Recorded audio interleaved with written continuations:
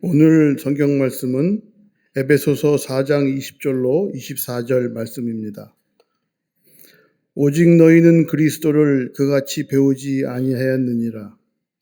진리가 예수 안에 있는 것 같이 너희가 참으로 그에게서 듣고 또한 그 안에서 가르침을 받았을진대 너희는 유혹의 욕심을 따라 썩어져가는 구습을 따르는 옛사람을 벗어버리고 오직 너희의 심령이 새롭게 되어 하나님을 따라 의와 진리의 거룩함으로 지으심을 받은 새 사람을 입으라. 아멘.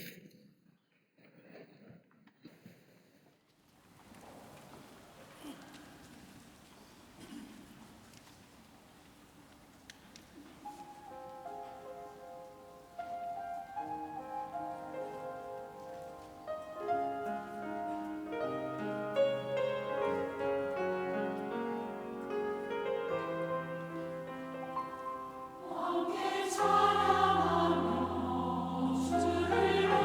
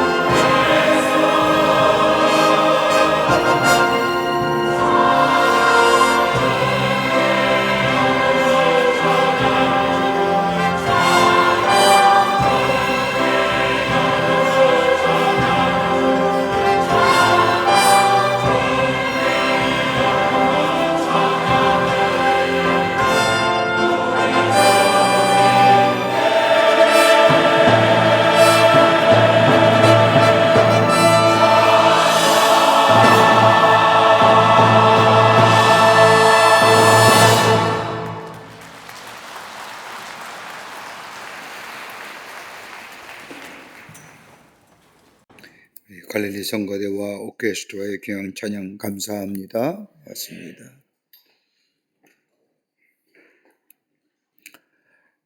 우리가 살아온 삶의 여정을 뒤돌아보면 참으로 어려운 일들이 우리 가운데 많이 있었음을 보게 됩니다. 나이가 적고 많음을 떠나서, 배움의 많음과 적음을 떠나서 우리가 살아온 삶의 여정들 가만히 돌이켜보면 그때 참 어려웠지, 참 어려운 일들이 있었지 라고 말함을 우리는 보게 됩니다. 어떤 사람은 사는 것이 어렵다고 말하는 사람이 있는가 하면 사업의 문제, 가정생활의 문제, 자녀와의 관계성의 문제, 그리고 사회생활하면서 만나는 사람들과의 관계 등 참으로 어려운 일들이 많이 있음을 보게 됩니다. 이런 문제들은 외적으로 드러나는 문제이지만 그러나 우리의 내면의 문제를 가만히 들여다보면 많은 일들 가운데 가장 어려운 일이 있다고 한다면 나를, 자기 자신을 아는 것만큼이나 어려운 일은 없을 겁니다. 내가 내 자신을 안다고 생각하면 어느새인가 교만한 마음이 내 마음에 자리 잡고 있음을 보면서 아하, 도대체 내가 내 자신을 안다는 것이 이렇게 어려운 일이구나 라고 깨닫고 이야기할 때가 있습니다. 그러면 가장 쉬운 일이 무엇일까요? 여러분, 우리의 인생을 살면서 가장 쉬운 일이 무엇일까 가만히 생각해 보면 쉬운 일은 별로 없겠지만 그래도 쉽다고 생각하면 남에 대하여 비판하며 남에 대하여 말하는 것, 아마 이것처럼 쉬운 일은 없을 겁니다. 여러분, 인간의 작업 가운데 가장 민감하게 발달한 부분이 있다고 한다면 다른 사람에 대하여 비판과 잘못을 지적하는 것만큼 인간에게 있어 가장 발달된 사고의 구조가 없을 겁니다. 그러기에 나를 아는 것, 분수를 아는 것, 또 성경의 표현대로면 나의 삶의 지경을 아는 것만큼 귀한 일은 없을 겁니다. 흔히 우리는 두 가지로 자기 자신을 아는 사람을 나누어 생각해 볼 수 있을 겁니다. 하나는 나의 마음을 다스릴 수 있는 사람, 아마 자기 자신을 아는 사람일 겁니다. 여러분, 우리가 지금 사는 시대는 가히 기술혁명의 시대 속에 산다고 해도 과언이 아닙니다. 넘쳐나는 정보, 첨단의 과학기술 등 도무지 따라가기가 쉽지 않습니다. 많이 배우고 아는 시대에 살고 있지만 한 가지 안타까운 점이 있다고 한다면 자기를 아는 지식이 점차로 부족해져 간다는 겁니다. 자기 자신을 안다는 것, 자신을 제어할 수 있는 능력이 있다고 말할 수 있을 겁니다. 자신의 감정이나 자신의 마음을 다스리지 못한 사람은 아무리 법을 지키고 다른 사람과의 약속을 잘 지키며 더 나아가 모든 사람에게 친절하다고 할지라도 내 자신과 한 약속에 대하여 성실하지 못하고 지키지 못한다면 아무리 천하를 얻고서도 아마 그 사람은 자신에 대해서는 패배자일 것입니다. 그러게 잠언서 16장 32절의 말씀을 보면 노하기를 더디하는 자는 용사보다 낫고 자기의 마음을 다스리는 자는 성을 빼앗는 자보다 나으리라고 말씀하고 계십니다. 자신을 다스릴 줄 아는 사람. 또 하나 있다고 한다면 자신의 위치를 아는 사람일 겁니다. 내가 서야 할 자리를 정확하게 아는 사람, 자신의 위치를 아는 사람입니다. 낄 자리와 끼지 아니할 자리, 말할 자리와 말하지 말아야 할 자리, 서야 할 자리와 서지 말아야 할 자리를 아는 사람, 자기 자신을 아는 사람이라 말할 수 있습니다. 성경의 말씀을 보면 하나님의 구속의 역사에 쓰임받았던 사람들의 공통점이 하나같이 하나는 내가 누구인지를 안 사람들이었습니다. 하나님 앞에서 내가 누구인지를 아는 사람들이 하나님 앞에 쓰임받았을 뿐만 아니라 더 나아가 또 하나 있다 한다면 하나님 앞에서 내가 어떤 위치에 서야 하는지 아는 사람. 그중 한 사람이 바로 오늘 본문에 나오는 바울입니다. 사도 바울만큼 기독교 역사 가운데 위대한 업적을 남긴 사람은 없을 겁니다. 명성의 높은 학자요, 복음을 전하는 복음 전도자요, 그리고 하나님 나라의 지경을 넓힌 선교사였습니다. 이러한 사도 바울에 대한 평가는 외적인 평가이지만 그러나 외적인 평가보다 그가 더 높은 인격자로 존경받는 이유가 성경에 몇 가지가 있습니다. 자신의 나약함과 더불어 솔직함과 겸손함이 사람들에게 울림을 가져다 줍니다. 그 하나가 고린도서 15장 8절의 말씀을 보면 자기 자신을 향하여 만삭되지 못하여 난 자라고 얘기합니다.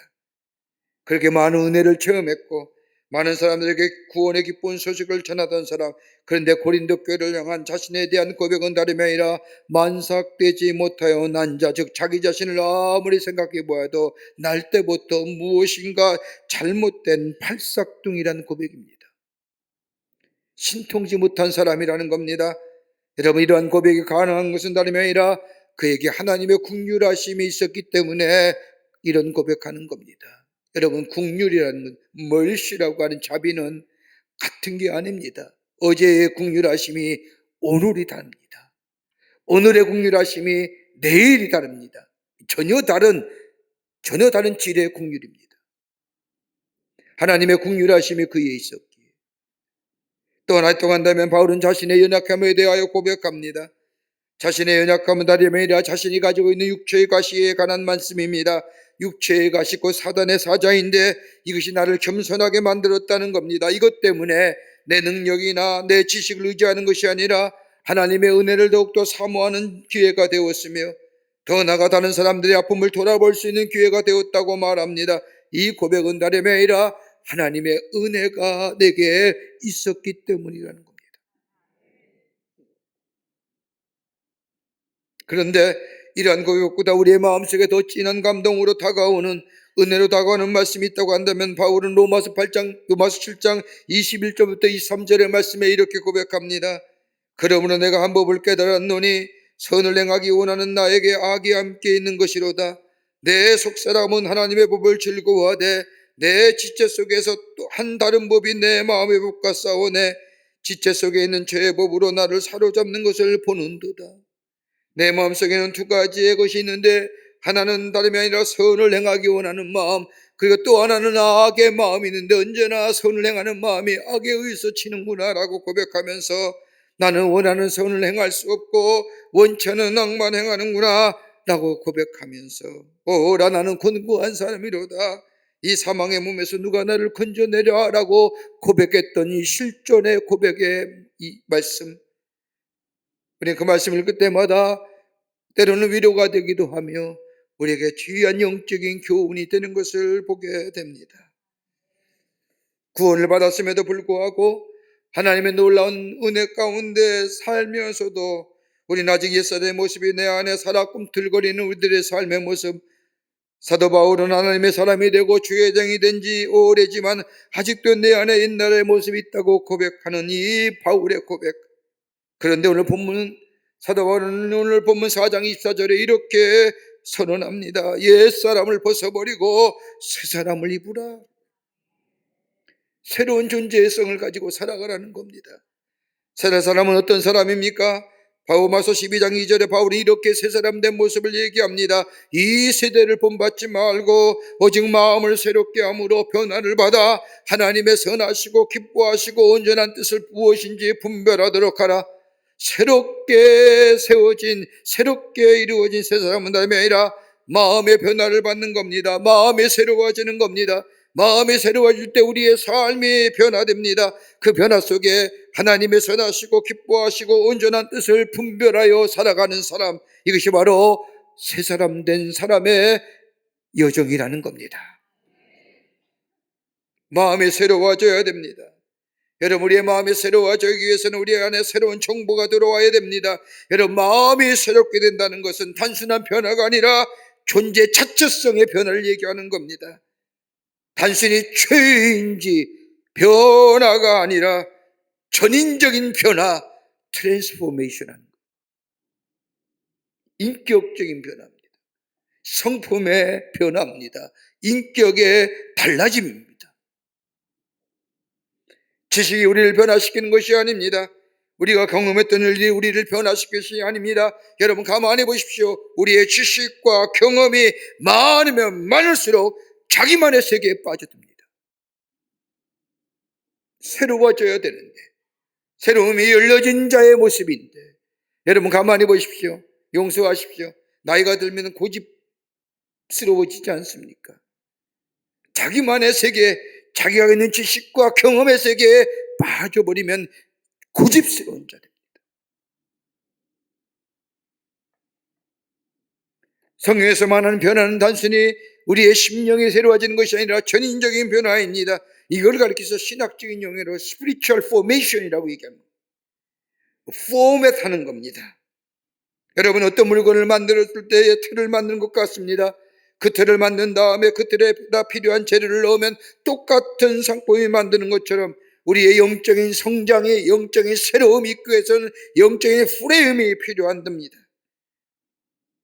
이 영적인 프레임이 있게 될 때에 그 안에 있어지는 것들은 새로움의 역사, 하나님이 추구하시는 새로운 삶의 모습으로 살아가는 역사가 일어납니다. 우리는 새로운 사람이 되었습니다. 예수 안에서 새로운 존재성에서 가지고 살아갑니다. 그러면서 오늘 본문 말씀에 이렇게 새로운 것에 사람의 됨의 근거를 4장 21절에 바울은 얘기합니다. 진리가 예수 안에 있는 것 같이 너희가 참으로 그에게 듣고 또한 그의 안에서 가르침을 받았을진데, 예수가 우리 안에 있는 자, 예수의 말씀이 내 심령 안에 있는 자, 예수가 내 삶의 주인됨을 고백하는 자, 그게 바로 하나님 나라가 이루어지는 것이요, 그 안에 새로운 하나님의 역사가, 새로됨의 역사가 우리 가운데 삶으로 나타나게 된다는 겁니다.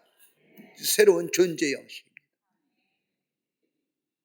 우리가 예수 그리스도의 은혜로 하나님의 사람이 되었고, 그리고 성령이 내 안에 계시고 새로운 존재된 삶의 형식으로 새로 포맷되어 살아가는 우리의 삶. 근데 구체적으로 우리의 삶 끝에 어떤 모습이 있어져야 할 것인가? 오늘 본문은 바울은 저 에베소 교회 성도들에게 편지하며 오늘 이 시대를 사는 우리들에게도 하나님의 말씀을 통하여 우리에게 말씀을 전하여 줍니다. 새로운 존재로서의 삶의 여정, 그 첫 번째는 다름이 아니라 선한 말하고 살아라는 겁니다. 은혜로운 말하고 사는 자라는 겁니다. 오늘 29절 읽지는 않았지만 4장 29절에 덕을 세우는 데 소용되는 대로 선한 말하여 듣는 자들에게 은혜를 끼치게 하라 라고 말합니다. 복잡하게 생각하지 말고 상대방에게 좋은 말 하라는 겁니다. 새로운 존재의 삶에 존재 양식의 첫 번째 선한 말 하는, 하나님의 은혜를 경험한 우리들, 하나님의 은혜와 사랑을 경험한 우리들의 입에서 은혜로운 사랑스러운 이야기가 나와야 된다는 겁니다. 이게 바로 덕을 세우는 것이고 나의 말 한마디로 다른 사람에게 덕을 끼쳐야 한다는 겁니다. 여러분, 가만 보십시오. 우리 주변에 부정적이고 염세적인 사고방식을 가진 사람이 얼마나 많습니까? 특별히 교회 공동체 안에서 그런 거 봅니다. 하나님의 은혜를 받았습니다. 하나님의 놀라운 사랑을 경험했습니다. 은혜와 사랑을 경험했다고 하는 사람들 가운데 다른 사람을 향하여 비판하거나 험담하는 사람이 종종 있음을 보게 됩니다. 그런데 여러분, 그런 분들의 삶을 가만히 보면 행복하진 않아요. 그 주변에 사람이 없어요. 여러분, 인간에게 세 가지의 가치가 있다고 얘기하지 않습니까? 하나는 태도적인 가치요, 또 하나는 경험적인 가치요, 또 하나는 창조적인 가치입니다. 여러분, 우리의 창조성이 어디서 나올까요? 내가 새로운 개발과 새로운 발견에서 창조성일까요? 아닙니다. 우리 입에서 나오는 얘기가 창조적인 말입니다. 여러분, 다른 사람을 향한 말 한마디가 그 인생의 내러티브, 이야기를 만드는 거예요. 내가 말 한마디가 다른 사람의 인생의 이야기를 만들어 나가는 겁니다. 예전 미국 프로 미식 축구의 스타인브렛 파브라고 하는 사람이 있습니다. 그가 명예의 전당에 입성했을 때 자신의 경험을 사람들에게 공개합니다. 그가 고등학교 시절에 그의 아버지는 그가 운동하는 팀의 코치였습니다. 한 번은 그가 형편없는 경기력을 보인 적이 있었는데, 그가 경기 후에 그의 아버지 사무실 밖에 앉아 있다가 아버지가 다른 코치들에게 이야기한 말을 듣습니다. 내 아들에 대하여 나는 확실하게 말할 수가 있습니다. 브렛은 더 잘하게 될 것입니다. 브렛은 실수를 많이 할 겁니다. 내 아들은 누구보다도 내가 잘합니다. 브렛에게는 잠재력이 있습니다. 형편없는 경기력을 인하여 고개 숙이고 있는 이 브렛에 아버지 이 한마디가 들려오고 이 말이 그에게는 격려가 되었고, 그는 경기할 때마다 이 아버지의 말, 지금보다 나아질 것이다, 지금보다 나아질 것이다 고 하는 이 말 한마디가 그의 경기력을 증식시키게 만들었습니다. 그 결과 그는 결국 미국 프로 미식축구의 명예의 전당에 오르게 되었는데, 그때에 그는 이렇게 이야기합니다. 아버지가 다른 코치들 앞에서 한 말 나는 한 번도 잊어본 적이 없습니다. 나는 운동하는 내내 내 실수를 만회하기 위해 노력했습니다. 여러분, 우리가 하는 던져지는 말 한마디, 여러분, 우리의 말에는 무게가 있습니다. 다른 사람에게 건네는 이야기 하나 무게가 있습니다. 우리의 말, 다른 사람을 살리거나 다른 사람을 죽일 수 있는 말입니다. 우리 하나님께서 당신의 형상대로 사람을 창조하신 후에 가장 먼저 하신 일은 뭐예요? 복을 비는 일이 말씀이었습니다. 여러분, 축복이 원조보다 먼저예요. 죄에 대하여 지적보다 축복이 먼저의 말이에요. 인간을 향한 하나님의 기본 설정은요, 축복입니다. 축복하는 것은 하나님의 가장 오래된 성품이요, 축복하는 것이 하나님의 본성이요, 하나님이 우리에게 하시고자 하는 일입니다. 선을 베푸는 일, 덕을 세우는 일, 하나님 우리에게 주신 하나님의 성품입니다. 그걸 거슬려서는 아니 됩니다. 여러분, 영적으로 깨어있는 사람은요, 우리를 향하여 두 팔을 활짝 펴고 계신 하나님을 보는 사람이요, 영적으로 깨어 귀가 열린 사람은 하늘 아버지께서 우리로 말미암아 즐거이 부리는 소리를 듣는 사람입니다. 이는 내 사랑하는 아들이요 내 기뻐하는 자라고 하면서, 영적으로 깨어있을 뿐만 아니라 영적으로 새로운 존재가 된 사람, 나는 하나님의 사랑받는 자요 축복을 누린 사람이라고 고백하며 믿는 사람이라면, 우리는 다른 사람에게도 사랑과 존경의 마음을 담아 복을 비는 사람. 여러분, 마태복음 10장 12절과 13절의 말씀에 보면 예수님의 제자들을 파송하시면서 하신 말씀이 있습니다. 또 그 집에 들어가면서 평안하기를 빌라. 그 집에 이에 합당하면 너희 빈 평안이 거기에 임할 것이요, 만일 합당치 아니하면 그 평안이 너희에게로 돌아올 것이니라. 복을 빌라는 겁니다. 복을 받을 만한 자면 그에게 복이 임하고, 그렇지 아니하면 뭐가요? 나에게 임하는 겁니다. 여러분, 언어가 변화되면요, 우리 행동이 변화되고, 우리 행동이 변화되면 우리의 미래가 달라집니다. 우리의 언어에 따라 우리의 행동이 변화되고, 그 변화가 우리의 존재의 심연에 깊게 스며듭니다. 그 행동이 반복될 때의 습관이 되고, 습관이 깊어지면 그것이 우리의 천성이 됩니다. 여러분, 우리 가만히 보십시오. 부정적인 얘기하는 사람은 끝내 부정적입니다. 왜요? 그 천성이 된 겁니다. 그러게 바울은 새롭게 된 존재로서의 삶의 여정의 첫걸음은 뭐예요? 선한 말 하는 겁니다. 은혜로운 이야기 하라는 겁니다. 복을 빌려주라는 겁니다. 그럴 때에 거기에 하나님이 주시는 은혜가 우리 안에 더 넘치게 있어지게 됩니다. 두 번째는 바울은 얘기합니다. 분노를 다스려라는 겁니다. 분노를 다스려야 합니다. 오늘 읽지 않았지만 4장 26절 27절의 말씀을 보면, 분을 내어도 죄를 짓지 말고 해가 지도록 분을 품지 말고 마귀로 틈을 타지 못하게 하라. 다른 말로 말하면 분을 마음에 담아두지 말고 제하여 버리라는 겁니다. 여러분, 우리가 생활하면서 가장 통제가 안 되는 것이 있다고 한다면 우리 안에 불쑥불쑥 솟아오르는 분노의 감정일 겁니다. 여러분, 우리의 감정은요, 중성이에요. 안 그렇습니까? 우리가 어떤 생각을 따라야 따라서 우리의 감정이 그렇게 드러납니다. 기분 나쁜 생각하면 기분 나쁜 감정이 우리에게 생깁니다. 기분 좋은 생각하게 되면 우리의 감정도 기분이 좋습니다. 근데 여러분, 가만 보십시오. 우리의 분한 감정, 여러분, 죄가 되는 것은 아닙니다. 감정은 정죄하지 않습니다. 그러나 이런 분한 감정이 통제하에 있어야 된다는 겁니다. 누구를 위해서요? 바울은 얘기합니다. 오늘 본문의 말씀이면 의와 진리와 거룩함이 너의 마음을 다스리게 하라. 여러분, 의와 진리와 거룩함이라면 누굴 얘기할까요? 말씀이요, 말씀의 육신이 되어 우리 가운데 거하시는 예수 그리스도십니다. 예수님이 우리 안에 계셔야 됩니다. 그래야 이 분한 감정이 통제가 됩니다. 그러면서 오늘 본문 말씀을 보십시오. 분함이 있어도 죄 짓지 말라고 말합니다. 한번 깊이 생각해 보십시오. 무슨 말씀일까요? 분한 것이 있으면 다 쏟아버려야 된다는, 다 발산해야 된다는 말씀이 아닙니다. 여러분 가만 보십시오. 말을 많이 한다고 해서 우리의 분한 감정이 다 해소가 되든가요? 오히려 분한 감정이 더 상승해 가중되어 내 안에 더 분한 마음이 확대되고 그것이 행동으로 옮겨지고 그로 인하여 엄청난 실수를 하지 않습니까?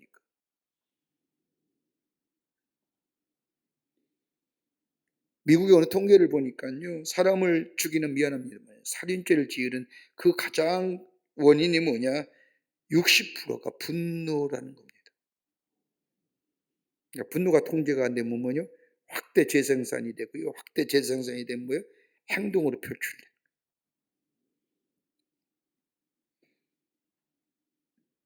여러분 화를 자주 내면요, 우리 인간성이 퇴화돼요. 화를 자주 내면 내가 왜 이럴까 자신에 대해서 환멸을 느껴요. 여러분 분노가 많은 사람은 후회도 많아요. 여러분 분노가 많은 사람은요, 후회뿐만 아니라 분노가 하고 난 뒤에 좀 참았으면. 그런데 오늘 본문의 말씀을 보시죠. 그 분노를 해가지도록 품지 말라고 합니다.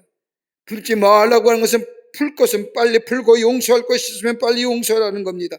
여러분 하버드 대학의 행동과학 연구팀이 1620명을 대상으로 분노에 대하여 어떻게 하십니까? 라고 설문조사했습니다. 대다수 사람이 분노가 일어날 때 분노를 폭발시킨다, 분노를 발산한다 라고 대답했다고 합니다.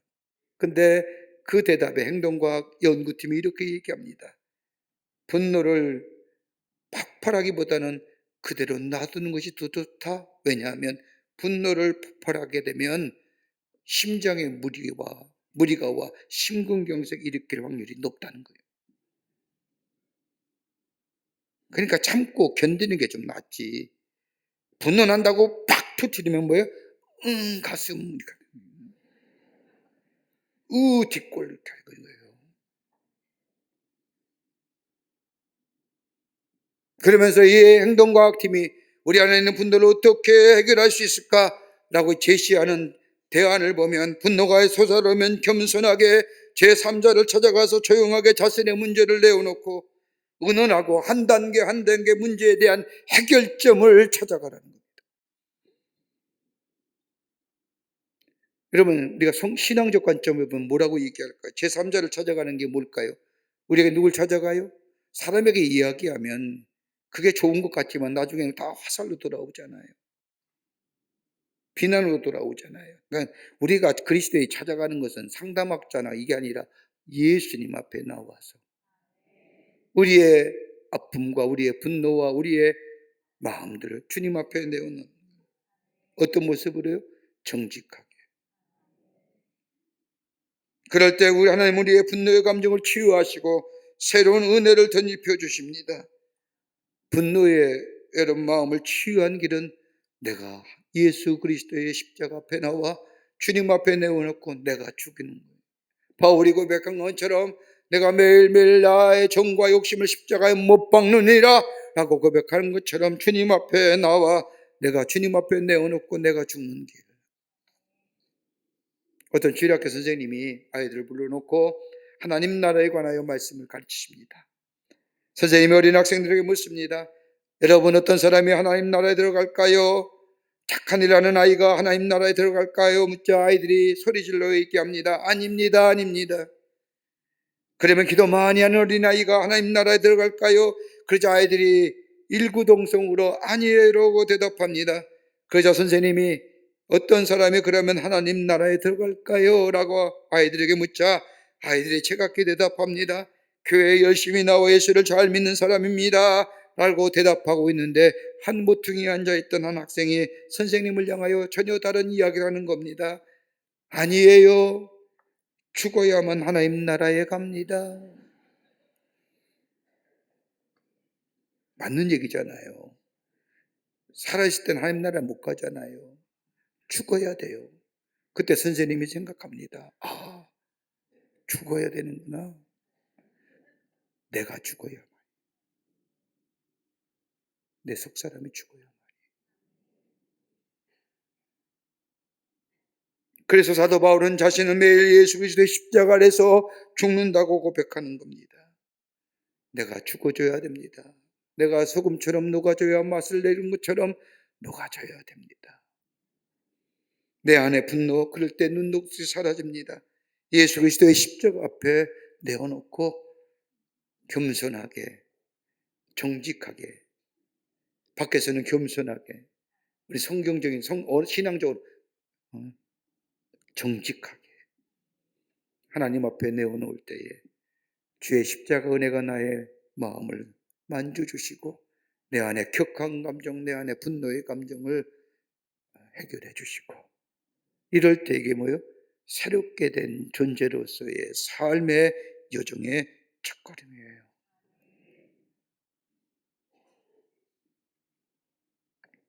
끝으로 수고하여 선을 행하는 자입니다. 오늘 4장 28절, 오늘 본문의 말씀의 4장 24, 5절까지는 서론의 선언적 고백이라고 한다면 뒤에 나오는 말씀은 실천적 고백들입니다. 그 가운데 우리가 새롭게 된 자의 삶의 모습은 다름이 아니라 수고하여 선을 행하는 삶이라는 겁니다. 28절에 가난한 자에게 구제할 수 있도록 자기 손으로 수고하여 선한 일을 하라고 말씀합니다. 나를 위해서가 아니라는 겁니다. 더더욱 내 자신을 위해서도 아닙니다. 또한 내가 물질이 있어서 다른 사람을 돕는 것이 아닙니다. 누군가가 나의 도움으로 필요로 하는 사람이 우리 주변에 있기에 수고하여 선을 하는 겁니다. 한 통계학자에 의하면요, 하루를 살면서 다른 사람을 생각하는 것이 몇 프로가 될까요? 여러분 몇 프로 된 거라 생각하세요? 5%밖에 다른 사람 생각 안 합니다. 95%는 뭐예요? 나 생각하는 거예요. 가만 보십시오. 우리 사는 삶의 모습들 5%만 다른 사람 생각하고요, 하루에 95%는 나만 생각합니다. 그러니까 다른 사람이 어떻게든 관심 없는 거예요. 우리가 다른 사람을 도울 때 은이 내 것이 있어야 다른 사람을 도울 수 있다고 생각합니다. 그런데 오늘 성경은 나의 도움을 필요로 하는 사람들 위하여 땀 흘려 수고하여 얻은 것 가지고 다른 사람을 도우라는 겁니다. 여러분, 신앙적인 사고는요, 내게 있는 것들, 나를 위해 주신 하나님의 축복, 이건 가장 이기적인 신앙의 모습. 좀 더 한 차원 높은 신앙이면 내게 주신 것들, 다른 사람을 위하여 쓰여지라고 주신 것들, 함께 나누라는 것. 한 단계 더 높은 신앙의 모습이 있다면 내가 주어진 것들을 가지고 다른 사람을 향하여 선하고 수고한 일을 통하여 이 땅에 뭐래요? 사회적 성화를 이루어가는 길.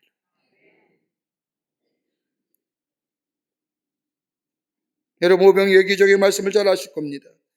예수님의 말씀에 귀를 기울여 있던 어린아이, 점심시간이 되자 먹을 것이 없었을 때에 엄마가 싸준 이 도시락, 아이가 먹을 만한 도시락입니다.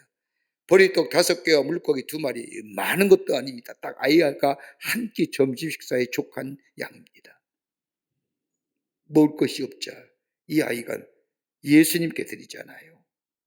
예수님이 그것을 가지고 하늘로 축사하시고 그리고 나누어 주십니다. 그런데 오병이어의 기적의 말씀을 보면서 예수님께서 하신 특별한 행위가 있습니다. 다름이 아니라 하늘을 우러러 축사하셨다고 말씀합니다.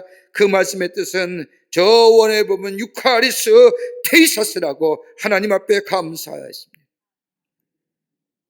주신 것에 대한 감사죠. 많고 적음이 아니라 그것을 가지고 하나님 앞에 감사할 때에 그게 뭐예요? 5천 명이 먹고도 12광지가 합니다. 내가 수고하여 벌어진 것이지만 하나님이 내게 은혜로 주신 것임을 알고 다른 사람을 위해 쓰임받는 것, 이것이 바로 새 사람 된, 새롭게 된 존재로서의 삶의 여정. 저 2차 세계대전 때 바비 힐이라고 하는 소년 하나가 있습니다.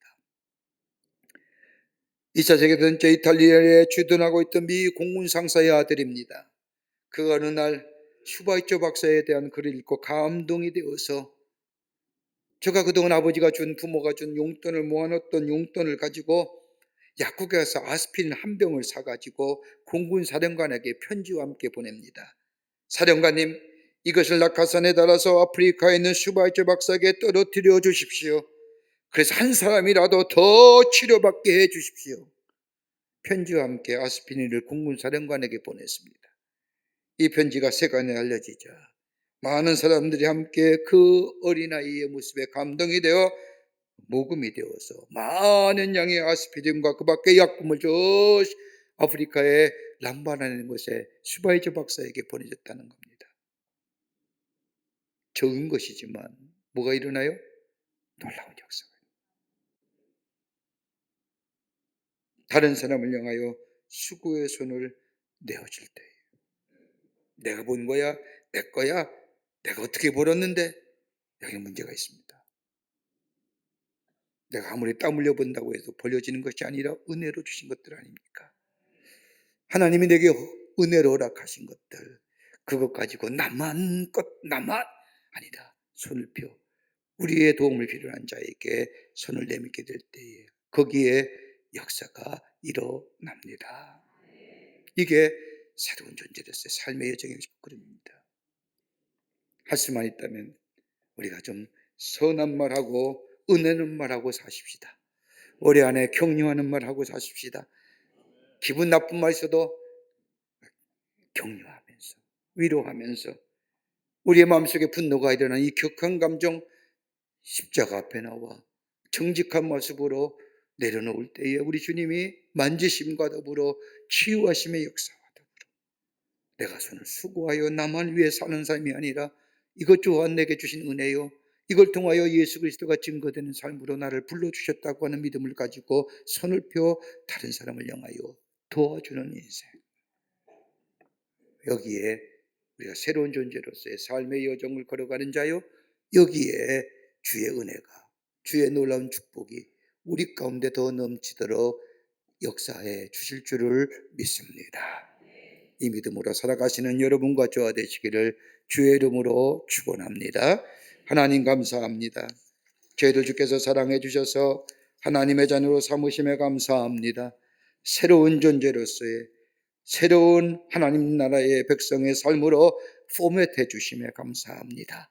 이제는 주의 말씀 따라 살아가는 저희들 되게 하시고 내 안에 구원의 감격과 주시는 은사의 감사가 넘쳐나는 저희가 되게 하실 뿐만 아니라 우리의 입을 열 때마다 은혜로운 말하게 하시고 내가 아버지 하나님의 내 안에 격한 감정이 있다 할지라도 십자가 앞에 나와 주의 만지심의 역사를 경험하고 치유와 회복의 역사를 경험할 뿐만 아니라 내가 수고하여 땀 흘린 것을 가지고 내 작은 손길 펴 예수 그리스도를 증거하는 저희가 되게 하여 주셔서 이 땅에 하나님 나라를 세워가는 데 쓰임받는 새로운 존재로서의 삶으로 살아가게 하여 주시옵소서. 성령이 도우실 줄 믿으며 예수님의 이름으로 기도하옵나이다. 아멘.